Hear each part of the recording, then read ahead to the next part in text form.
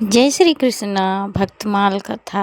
भक्तमाल कथा सभी भक्तों के चरित्र इसमें सुनाए जाते हैं।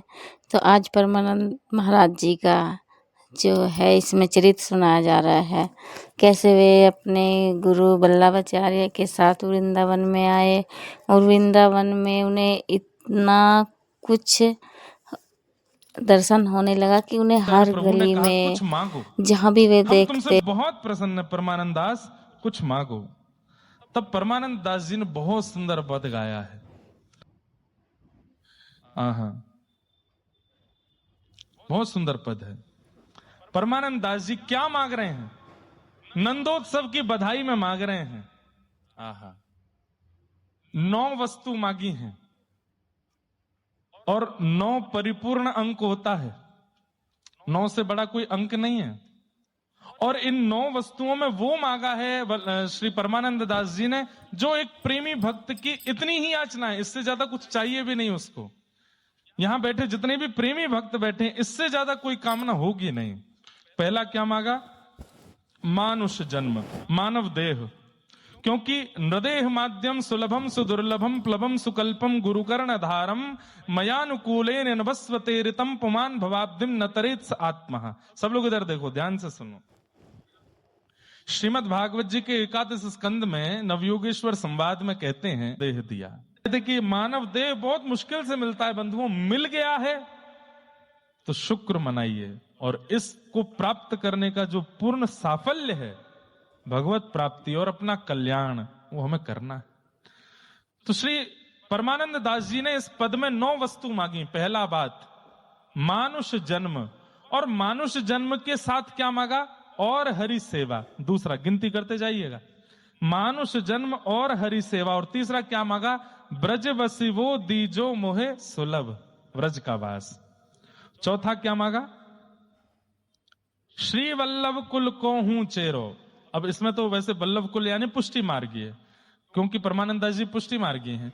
वल्लभ कुल का मतलब है भगवान श्री वल्लभ हैं और उनके जो भी कुल हैं, चाहे वो रामानंदी परंपरा हो, रामानुजी परंपरा हो, गौड़िया वैष्णव परंपरा हो, चाहे वो हमारी निम्बार्क परंपरा हो, हरिदासी परंपरा हो, हरिवंशी परंपरा हो, किसी भी परंपरा में मेरी दीक्षा हो। श्री वल्लभ कुल को हूं चेरो, वैष्णव जन को दास कहूं। कितने हो गए? 5। मानुष जन्म, हरि सेवा, व्रजवसिवो, वल्लभ कुल को चेरो और वैष्णव जन को दास। भक्तों का, संतों का, वैष्णव जनों का मैं दास रहूं। यमुना जल नित्य प्रति नहाऊं। छठवा मांगा, यमुना जल मेरे को दर्शन और स्मरण और स्नान को प्राप्त हो। 7वां मांगा, मन क्रम वचन कृष्ण गुण गाऊं। मन से, वाणी से और अपने कर्मों से केवल कृष्ण का ही रहूं। और कितने हो गए? 7। 8वां क्या मांगा? श्रीमद् भागवत श्रवण सुनू नित, श्रीमद् भागवत नित्य श्रवण करूं। 8वां ये मांगा। और अंतिम क्या मांगा? परमानंद दास यह मागत नित निरखूं, कब हूं ना अघाऊं। मेरे नेत्र कभी अघाए ना नाथ, कभी कभी भरे ना आपको देखते हुए। देखते रहें, देखते रहें, देखते रहें। आहा, नयन भर देखूं नंद कुमार। आहा, आपने जब ये मांगा कि हे ठाकुर जी मुझे ये दे दीजिए, तब वल्लभाचार्य महाप्रभु ने कहा, चलो परमानंद दास, अब तुम्हें व्रज ले चलते हैं। और श्री परमानंद दास जी अपने गुरुदेव वल्लभाचार्य जी के साथ व्रज मंडल जा रहे हैं। रास्ते में कन्नौज पड़ा, जो इनकी जन्मभूमि थी। कन्नौज के आते ही आपके मन में एक इच्छा प्रकट हो गई कि जन्मभूमि है, एक बार एक रात्रि का यदि अवसर मिले तो महाप्रभु जी यहां विराजे। और आपने मन में सोचा ही था, तो महाप्रभु जी ने कह दिया, अरे ये तो कन्नौज परमानंद दास की जन्मभूमि है। परमानंद दास जी बोले, जी जी गुरुदेव। बोले तो फिर आज रात यहीं रुकते हैं, चलो। और आप अपने घर गुरुदेव को ले गए और वहां खूब आपके परिवारीजन, इष्ट मित्र जन सब ने आकर के महाप्रभु जी का दर्शन किया। तत्पश्चात प्रसाद आदि पाने के बाद आपसे महाप्रभु जी ने कहा कुछ पद सुनाओ। तो पता नहीं कैसे श्री परमानंद दास जी के चित्त में विरह का पद आ गया और आपने श्री विरह का पद गाया। आपने जैसे ही ये पद गाया, इस पद को सुनते ही श्रीमद वल्लभाचार्य जी महाराज मूर्छित हो गए, ठाकुर जी के विरह में मूर्छित हो गए। नित्य ठाकुर जी का दर्शन करने वाले, नित्य ठाकुर जी को अपने सन्मुख देखने वाले आचार्य महाप्रभु श्रीमद वल्लभाचार्य मूर्छित हो गए। और कोई 1-2 मिनट, 10 मिनट, 15 मिनट, 1 घंटे के लिए नहीं, 3 दिन के लिए मूर्छित हो गए। 3 दिन के लिए मूर्छित हो गए। 3 दिन तक आपको होश नहीं आया। परमानंद दास जी तो बड़े व्याकुल हो गए, अरे मैंने ऐसा पद क्यों गाया, मेरे गुरुदेव ऐसे हो गए। तब 3 दिन बाद जब मूर्छा टूटी, उस दिन परमानंद दास जी ने संकल्प ले लिया, आज के बाद मैं विरह के पद नहीं गाऊंगा। और आपने अपने गुरुदेव को प्रसन्न करने के लिए, अब परमानंद दास जी के चरित्र में पद ज्यादा है, बहुत पद गाए हैं, आपने फिर एक पद गाया, विमल यश वृंदावन के चंद को, विमल यश वृंदावन के चंद को। परमानंद दास जी कह रहे हैं, बोले भगवान, गोपियां उल्हाना लेकर के पहुंच जाती हैं और नित्य यशोदा मैया शिकायत करें, मैया तेरो लाला देख हमारे घर में जाए के बछड़ा बचियान ने खोल के भाज गए हो। वत्सान मुंचन क्वचित समय क्रोश संजात हास। कोई दूसरी गोपी आए के कहे, मैया देख अपने लाला समझा ले, जो चोरी करन लगो है, माखन खावे, दूध खावे, दही चुरा चुरा के खा जाए हमारे घर को। अरे मैया ने अपने घर को दूध दही बढ़िया सो निकारे करो, तुम्हारो लाला पराये घर में जाए करके चोरी करे।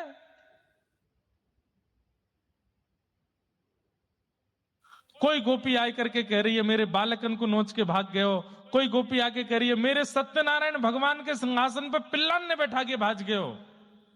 पिल्ला जाने, ग्राम सिन्न के बालक। एक दिन यशोदा मैया बोली, लाला इन सब गोपीन को मुंह बंद करनो मुए, इन सबन को बड़ा अवसर मिल गयो तेरे बारे में कहवे को। ये आया है करके मोसो तेरी इतनी शिकायत करें लाला, मुझको अवसर चाहिए, काउदना कछु ऐसो करके दिखा लाला कि इन गोपीन को मैं दिखा दूं कि देखो मेरो लाला। ठाकुर जी बोले, मैया तू चिंता मत कर, प्रतीक्षा कर, तेरो लाला ऐसा अवसर देखो, ऐसा अवसर देखो, मैया तो को ना बोलन नहीं पड़ेगी, पूरा विश्व तेरे लाला को यश गावेगो, तू प्रतीक्षा कर बस मैया। लाला तेरे पाम पड़ू, चोरी छोड़ दे। बोले मैया अभी तो ना छोड़ूंगो, जब तक अवसर ना आ रहा तब तक तो करन दो। मैया ने गणपति भगवान बिठा दिए, गणपति जी से बोली, 1.25 मन लड्डू को भोग लगाऊंगी, मेरे लाला की चोरी छुड़वाए दो। लेकिन ठाकुर जी ने चोरी नहीं छोड़ी। तो एक दिन मैया बोली, लाला तू चोरी छोड़ दे, मैंने गणेश जी के लड्डू के भोग बोल रखे हैं। बोले मैया चोरी छोड़ूंगा वाके बाद लड्डू को भोग लगावेगी। बोले हाँ। बोले ना, पहले लड्डू को भोग लगा, फिर गणेश जी आके चोरी छुड़वाएंगे मेरी। 1.25 मन लड्डू भोग मंगाए, ठाकुर जी ने अपने सबरे सखा आमंत्रित कर दिए, मधुमंगल, श्री दामा, तन सुखा, मन सुखा, धन सुखा, सबरे बुला लिए। बोले कहा, बोले आज 1.25 मन लड्डू आ रहे हैं घर पे। बोले वो तो गणेश जी के। बोले गणेश जी थोड़ी पामेंगे, हम ही पामेंगे। यशोदा मैया ने सामने 1.25 मन लड्डू रख दिए, गोदी में लाला बैठे, मधुमंगल, श्री दामा सब बैठे। मैया बोली, तुम काहे को आए हो? बोले मैया चोरी हम भी तो करें, गणेश जी के हम प्रणाम कर लेंगे तो हमारी चोरी छूट जाएगी। ठीक है। मैया ने बढ़िया सुंदर लड्डू पधराए और हे गणपति बप्पा, आंख बंद करके प्रणाम करने लगी, कोई स्तुति पाठ आदि करने लगी। इतने में ठाकुर जी और सबरे सखा उठे, गणेश जी के सामने थे, भोग जो लग रहा है उसी में से लड्डू उठा उठा के खा गए। एक एक, दो दो, चार चार मुंह में भर लिए सब अपने, बंदरन में लुटाई दिए। मरकान भोक्षण विभजति सचिन नात्री भांडम भिनत्ति, बंदरों में लुटा दिए। मैया की जब तक स्तुति पूरी भई तब तक तो सपा सट चट है गई पूरी थाली। और ठाकुर जी हाथ जोड़ के बैठे, अरे लाला सबरे लड्डू कहां चले गए? मैया जाकू भोग लगाया वही खा गए हो। अरे हम बे ये गणेश जी थोड़ी पा, अरे मैया देख तो सही। सोई ठाकुर जी उठ के गए, गणेश जी के पेट पे हाथ धर के बोले, देखो लंबोदर सबरे लड्डू यहीं में धरे हैं भीतर। मैया मैं और तू तो आंख बंद करके बैठे, जो सूंढते सबरे लड्डू उठा उठा के खाए गए। गणेश जी बड़े प्रसन्न हो रहे हैं, बड़े सुख में आ रहे हैं, जय जय कैसी लीला कर रहे हैं। मैया बोली, लाला तू सुधर जा, बस तेरे हाथ पांव जोड़ रही हूं, तू सुधर जा। ठाकुर जी बोले, मैया सुधर जाऊंगा। बोले, मोको अवसर दे दे इन गोपिन के आगे बोलवे को, मैं काउदना कह दूंगा, देखो मेरो लाला। और अवसर आया इंद्रमान मर्दन का। गोवर्धन पूजा कराने के लिए जब ठाकुर जी गए और इंद्र का मान मर्दन करने के लिए 7 वर्ष के ठाकुर जी ने 7 कोस लंबे चौड़े गिरिराज पर्वत को अपनी बाम हस्त की कन्नी उंगली के नख पर धारण किया। और इतने बड़े गिरिराज पर्वत को जब ठाकुर जी ने धारण किया, ब्रजवासियों ने छड़ी लगा दी। ठाकुर जी ने कही, छड़ी क्यों लगाई? बोले, गिरिराज जी नीचे आ जाएंगे, छड़ी हटा देंगे तो। ठाकुर जी बोले, तो मैं अपनी उंगली हटा लूं? बोले, हटा लो। ठाकुर जी ने उंगली नीचे करी तो सबकी छड़ियां टूट गई, गिरिराज जी नीचे आने लगे। अंत में यह प्रमाणित हो गया कि लाला की ही उंगली पे गिरिराज जी टिके। आहा, मैया ने की, ठाकुर जी बोले, मैया यहां पे आ, इतकू आ। मैया बोली, हाँ लाला, देख तेरे लाला ने 7 कोस लंबो चौड़ो गिरिराज पर्वत उठा लियो। मैया कार्य क्रिया तो मैंने बहुत करी, पूतना मारी, अगासुर मारो, धेनुकासुर मारो, कालिया नाग मारो, पर वो सब क्रिया करते समय ब्रजवासी ने देखो नहीं। पर अब सब देख रही हैं, सबरी गोपी जिनने तो को परेशान क्यों, सब खड़ी हैं यहां पे, और मैं गिरिराज धारण करके खड़ा हूं। मैया अब तू बोल।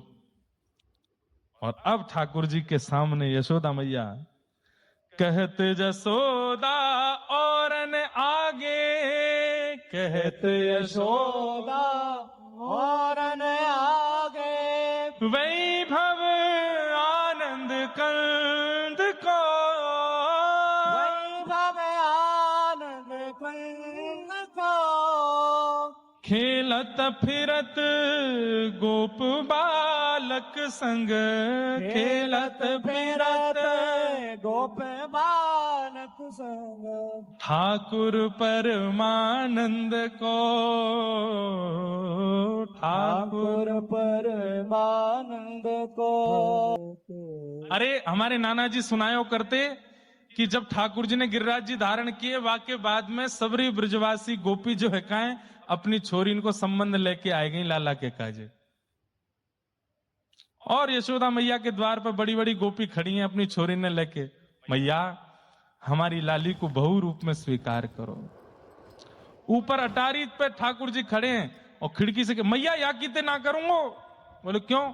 मैं कारी बहू कारो, अमावस्या में खो जाएंगे दोनों। मैया या कीते ना करूंगो, क्यों? वो खुड्डी है, खुड्डी मतलब जिसके दांत नहीं होते। ठाकुर जी का महाराज ऐसा यश हो गया है, गिरिराज जी उठाने के बाद तो ठाकुर जी स्टार बन गए ना ब्रजमंडल में। मधुमंगल श्रीदामा तो पूरे दिन एक किताब लेके चलते हैं। बोले, क्यों? ठाकुर जी की पधरामनी होती है घर घर में, हमारे घर कब आएंगे प्रसाद पावे लाला। तो मधुमंगल सीतामा कहें, कहाँ बनाओगी पहले ये बताओ। तो गोपी बोले, हम मोहनथार बनाएंगी, मेवा बाटी बनाएंगी, काजू की कटली बनाएंगी, ये बनाएंगे वो बनाएंगे। ये तो वानू बनाई, कछु अलग बनाओ। बोले, कहाँ बनाए? आम के पकौड़ा बनाओ। आप लोग हंस रहे हो, आम के पकौड़ा बनते हैं। और जब आम मनोरथ होता है ना ठाकुर जी का, सब आम की सामग्री, आम की पूड़ी, आम की सब्जी, आम को अब कैसे बनते हैं तो ठाकुर जी जाने। एक बार एक मनोरथ में मैं भी सम्मिलित हुआ था, आम का मनोरथ, सब कुछ आम का, और ठाकुर जी पाते हैं। इस पद को सुनकर के श्रीमन महाप्रभु वल्लभाचार्य जी के मन में थोड़ी सी शांति हुई, आप हंसने लगे, खिलखिलाने लगे। तब आगे की यात्रा पर गए, वृंदावन पहुंचे। पहले गोकुल गए, श्री यमुना जी का दर्शन करके महाप्रभु जी ने यमुना जी का यश परमानंद जी से गाने को कहा। कलिंद कली कलम कलमश हरनी। परमानंद दास जी ने श्री यमुना जी का सुंदर पद गाया और यमुना जी को प्रणाम करते ही परमानंद दास जी की दृष्टि ही बदल गई। वो जहां देख रहे हैं वहीं लगता है कि इस वृक्ष के पीछे श्याम सुंदर, उस पर्वत के पीछे श्याम सुंदर, इस गली में श्याम सुंदर। यमुना जी को प्रणाम करते परमानंद दास जी कह रहे हैं कि उनको जहां देख रहे हैं वहीं ठाकुर जी दिखने लगे। गोकुल की गली गली में ठाकुर जी का आहा। आपने जाकर के नवनीत प्रियालाल जी का दर्शन किया, खूब सुंदर नवनीत प्रियालाल जी के दर्शन करके आपने वहां पर भी खूब सुंदर सुंदर भाव पद गाए। तत्पश्चात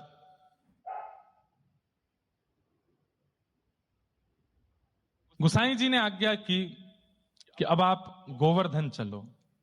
और श्री गोवर्धन जाकर के जब आपने निकुंज नायक भगवान, बंधुओं श्रीनाथ जी के बहुत सारे नाम हैं, मैं ऐसा कह दूं तो कोई अतिशयोक्ति नहीं। श्रीनाथ जी नाम अब ज्यादा प्रचलित हो गया, पर जब ठाकुर जी गिरिराज जी में प्रकट हुए तब आपका सबसे पहला नाम देवदमन, नागदमन और इंद्रदमन, ये 3 नाम थे। फिर आपका अगला नाम पड़ा गोवर्धन राय, फिर उसके बाद आपको लोग बोलने लगे निकुंज नायक भगवान और फिर श्रीनाथ। तो अनेक नाम हैं उनके, लेकिन उनका एक बहुत सुंदर नाम है निकुंज नायक लाल। परमानंद दास जी ने जाकर के उनका दर्शन किया। ठाकुर जी ने सुंदर दर्शन करा करके परमानंद दास जी को स्वीकार किया और अपनी निज लीलाओं का दर्शन कराने लगे ठाकुर जी। एक बार एक राजा अपनी रानी के साथ दर्शन करने के लिए श्रीनाथ जी आए, तो उस राजा ने आकर के मंदिर के अधिकारी कृष्णदास जी से कहा कि हमारी रानी जो है उसको दर्शन की अभिलाषा है। बोले करवा देंगे। बोले लेकिन उसकी इच्छा है कि वो जब दर्शन करे तब कोई और नहीं होना चाहिए, बड़ी रानी है, बहुत सुंदर है, लोग उसको देखने लगते हैं, उसको थोड़ा अटपटा लगता है, उसको एकांत में दर्शन करना है, सबको मंदिर से निकाल दो। कृष्णदास जी थोड़े से दुखी तो हुए, वो बोले ठीक है दर्शनार्थियों को रोक देंगे। पर जैसे ही वो रानी भीतर गई तो परमानंद दास जी बैठ के पद गा रहे थे, तो उसने इशारा किया इनको भी निकालो बाहर, कोई नहीं होना चाहिए, मैं अकेली दर्शन करूंगी, रानी हूं मैं। कृष्णदास जी ने परमानंद दास जी से भी कहा कि अब आ जाओ, अभी बड़े घर के राजा रानी हैं, नहीं मानेंगे बात तो कुछ गलत करेंगे। परमानंद दास जी पद गाते गाते जब उठ गए, ठाकुर जी को क्रोध आया और रानी अकेली खड़ी है, ठाकुर जी का दर्शन कर रही है। इतने में ही ठाकुर जी एक रूप से तो उसके सामने खड़े थे और एक रूप से छोटे से ग्वारिया बन करके और गली से बाहर निकल के गए और मुख्य द्वार पे जहां पे 2-2.5 हजार वैष्णव दर्शन के लिए खड़े थे, जाके वहां की किवाड़ खोल के आए गए और सबरे वैष्णव को आ जाओ गोस्वामी जी ने आज्ञा कर दी भीतर जाके दर्शन करो। इतनी भीड़ हो गई कि रानी सबके नीचे दब गई, रानी ढूंढने से नहीं मिले, कहां चली गई, स्टैम्पेड जैसा हो गया वहां पर, भगदड़ मच गई। तब जाकर के ढूंढी तो महाराज दर्शनार्थियों के नीचे दबी पड़ी थी। सूरदास जी जोर जोर से हंस रहे थे, तो परमानंद दास जी बोले आप हंसे क्यों, अरे तो कितनी बड़ी घटना हो जाती, रानी पधार जाती। सूरदास जी बोले अरे परमानंद दास तुमने देखी नहीं लीला क्या हुई। बोले क्या हुई। बोले तुम गा रहे थे भीतर बैठ करके और श्री ठाकुर जी को बड़ा प्रसन्नता हो रही थी और तभी यानी आए करके ये नियम बनाए दियो कि सब बाहर निकलो तुमको भी। तो ठाकुर जी ही ग्वारिया बन के गए। अभी वल्लभाचार्य जी सबसे पूछ रहे मैंने तो आज्ञा करी नहीं द्वार खोलवे की, कौन ने द्वार खोल दिए। सब एक दूसरे पे आरोप लगा रहे हैं वाने खोलो वाने खोलो वाने खोलो, अंत में पतो नहीं चल रही है, द्वार तो श्री श्रीनाथ जी ही खोल करके आए हैं। और देख वो रानी सबरे दर्शनार्थ दिन के नीचे दबी पड़ी है। ये लीला का अनुभव करके परमानंद दास जी बलैया ले लेंगे, जय हो मेरे लाला, कितने प्यारे हो, कैसी कैसी लीला करते हो आप। तो आज भी ठाकुर जी की ऐसी मधुर लीलाएं होती। गोवर्धन में आप विराजमान हो गए, आपने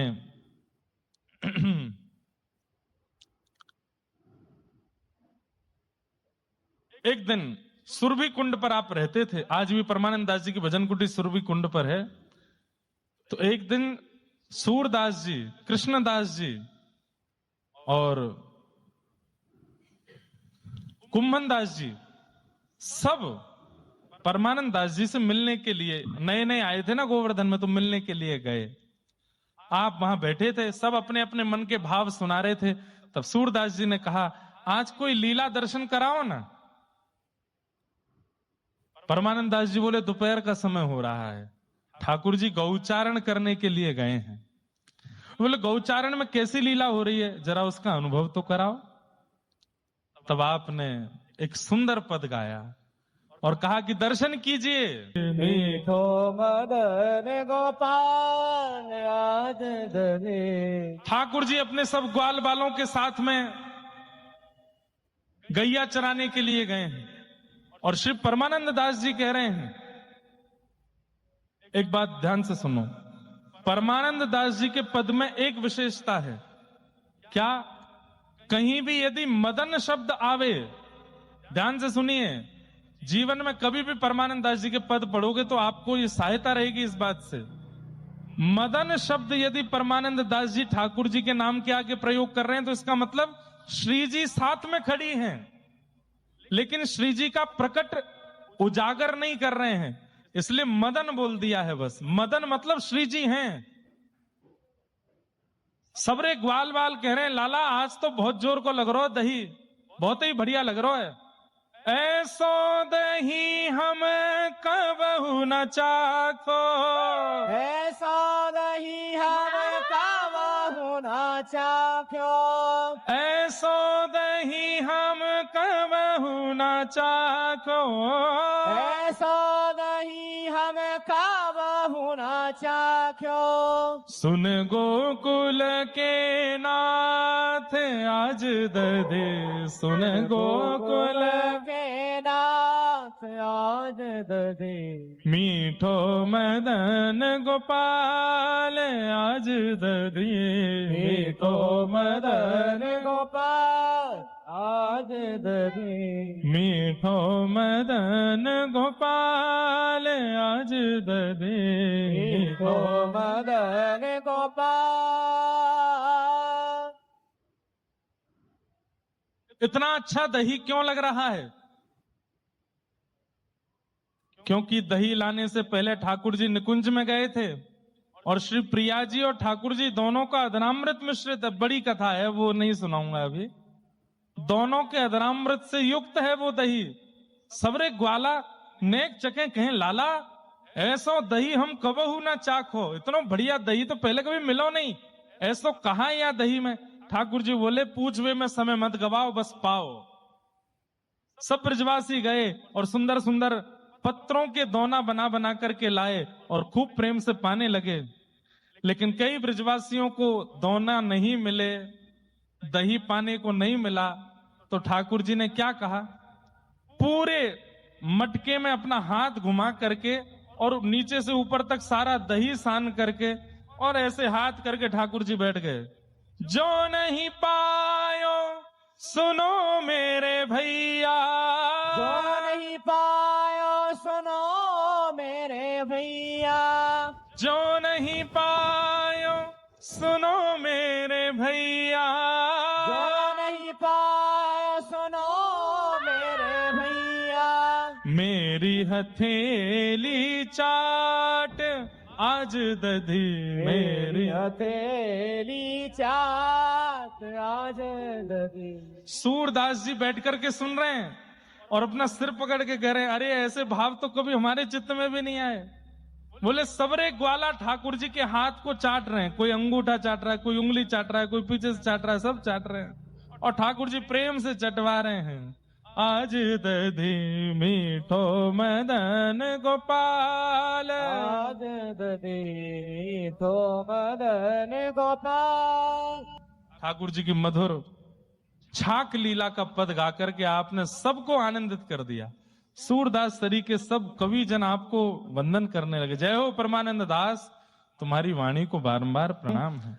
सूरदास जी ने आपसे एक दिन पूछा, आपने पूरी व्रज लीला का दर्शन किया, इस व्रज में सबसे उचित प्रेम आपको किसका लगता है? नंद बाबा का, यशोदा का, बलराम जी का, रोहिणी मैया का, ग्वाल बालों का, गैयाओं का, यमुना जी का, गोपियों का, संतों का, किसका प्रेम सर्वोत्तम है? तो परमानंद दास जी ने यहां भी एक पद गाया। अब यहां तो पद में गाते ही रहूंगा, तो मैं बस ऐसे ही बोल देता हूं। गोपी प्रेम की ध्वजा, ये पद गाया। जिन गोपाल कियो बस अपने उर्धरि श्याम भुजा, गोपी प्रेम की ध्वजा। सुरमुनि व्यास प्रशंसा कीनी, उद्धव संत सराही, भूरि भाग गोकुल की बनिता अति पुनीत जगमाही। कहा भयो जो विप्रकुल जन्मो, जो हरि सेवा नाही, सो ही पुनीत दास परमानंद, जो हरि सन्मुख जाहि। गोपियों का आपने यश गाया। ठाकुर जी गोपियों का यश सुनकर के ठाकुर जी इतने प्रसन्न हो गए परमानंद दास जी से, अपनी नित्य निकुंज लीला का दर्शन परमानंद दास जी को कराना प्रारंभ कर दिया। ठाकुर जी के नित्य निकुंज लीला का अब दर्शन आपको होने लगा। पुनः जन्माष्टमी आई, आपने फिर से जन्माष्टमी पर एक नया पद गाया। रानी तिहारो घर सुबस बसो, सुनो हूं जसुदा तिहारो ढोंटा, मतलब लाला को नाहत हूं जिनि वार खसो, रानी तिहारो घर सुबस बसो। को करत वेद मंगल ध्वनि, को गाओ को हसो, निरख निरख मुख कमल नयन को, आनंद प्रेम हियो हुलसो। देत आशीष सकल गोपीजन को, अब अति आनंद लसो, परमानंद नंद घर आनंद, पुत्र जन्म भयो जगत जसो। इस प्रकार आपने खूब सुंदर सुंदर और अन्य भावों को गा करके अपने सुंदर भाव प्रस्तुति की। श्रीमद वल्लभाचार्य जी महाप्रभु तो अपनी लीला प्रविष्ट हो गए थे, गुसाई विठलनाथ जी विराजमान थे। परमानंद दास जी अब बस प्रतीक्षा कर रहे थे कि अब ठाकुर जी मुझे बुला लें। और नवमी का दिन था, मध्याह्न का समय था। परमानंद दास प्रभु युगल चरणों का चिंतन कर रहे थे। श्री गुसाई जी ने आपसे जाकर के पूछा, क्या स्थिति है, क्या दिख रहा है? तब आपने किशोरी जी का यश गाया। राधे बैठी अलक सवारती, राधे बैठी अलग सवार, मृग नैनी कुसुमायुध कर धरे, मृग नैनी कुसुमायुध कर धरी, नंद सुवन को रूप विचारती, नंद सुवन को रूप विचारती, राधे बैठी अलक सवारती, राधे। किशोरी जी चिंतन में बैठी हैं, अपनी केशों को सुलझा रही हैं, काट रही हैं और मंद मंद मुस्कुरा रही हैं। क्यों? ठाकुर जी को याद कर रही हैं। कैसे चलते हैं, कैसे हंसते हैं, कैसे बैठ जाते हैं, कैसे बोलते हैं श्याम सुंदर, सब चिंतन करके किशोरी जी अपने केस सुलझा रही हैं। और परमानंद दास जी को अपने अंतिम क्षण में वो दिख रहा है। दर्पण हाथ श्रृंगार बनावते, दर्पण हाथ श्रृंगार बना, बासर जुग समटारती, राधे बासर जुग समकारती, राधे। अंतर पीत श्याम सुंदर सो, अंतर प्रीत श्याम सुंदर सो, हरि संग केली संभारती, राधे हरि संग के संवारती, राधे। बैठी अलक सवारती, राधे बैठी अलग बासर गत रजनी व्रज आवत, बासर रज मिलत गोवर्धन प्यारे, मिलत गोवर्धन प्यारी, परमानंद स्वामी के संग में, परमानंद स्वामी के संग में, मुदित भई व्रज नारी, मुदित भई ब्रज नारी, राधे बैठी अलक सवारते, राधे बैठी अलग से। भाव है कि किशोरी जी बैठी हैं, अपने केस सुलझा रही हैं और ठाकुर जी का चिंतन कर रही हैं, दर्पण हाथ में लेके बैठी हैं, श्रृंगार करती हैं, लेकिन फिर रुक जाती हैं। क्यों? नंद नंदन को मिलना तो है नहीं, तो फिर मैं अपना रूप सजाऊं क्यों जब उनको मिलना ही नहीं है, और किसी को अपने रूप का आस्वादन कराना नहीं है। लेकिन तभी शाम घटा दिखने लगती है, काले काले बादल खिड़की से दिखते हैं और किशोरी जी को मानो संकेत मिलता है शाम घटा आ रही है, मतलब शाम सुंदर तो नहीं आ रहे। और तभी आप अपना श्रृंगार कर लेती हैं और उस शाम घटा से कहती हैं तेरे कारण श्रृंगार कियो है, अब शाम सुंदर सो मिला। तभी आप देखती हैं कि निकुंज वन के अंदर से मधुर मनोहर श्याम सुंदर निकले आ रहे हैं। किशोरी जी दौड़ के जाती हैं और श्री प्रिया प्रियतम दोनों का मिलन हो रहा है। परमानंद दास जी कह रहे हैं मैं वहीं बैठ करके दोनों युगल सरकार के मधुर मिलन का दर्शन कर रहा हूं। और ऐसा कहते हुए श्री परमानंद दास जी नित्य लीला में प्रविष्ट हो गए।